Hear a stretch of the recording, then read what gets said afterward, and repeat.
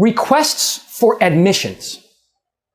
Requests for admissions are another discovery tool that attempts to narrow the issues by getting the opposing party to admit or deny certain things.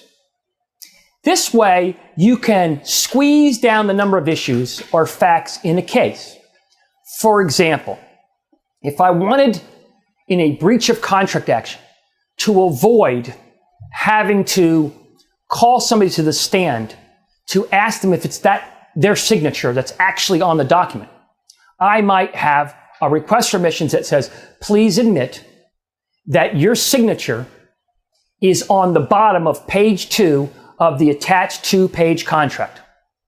That's either an admission or denial. If the person admits it, then I don't have to go through foundation and certain things to admit that document.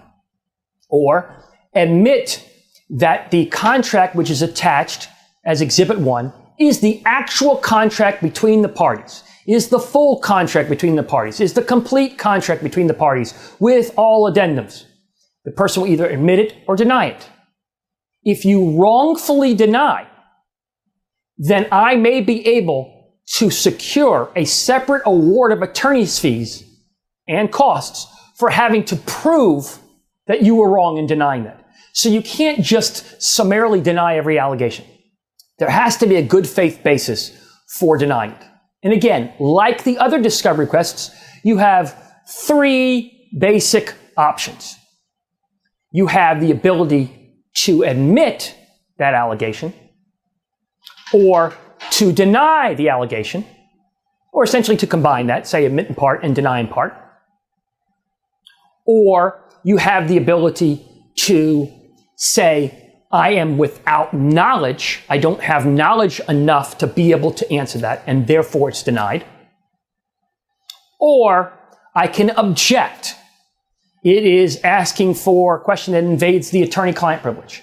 It is irrelevant. It is harassment. It is whatever those objections might be that apply to that specific admission request. Just like the other forms of discovery, what I need to do is create the piece of paper called a request for admissions, and I would number them. The plaintiff's first request for admissions, the defendant's first request for admissions.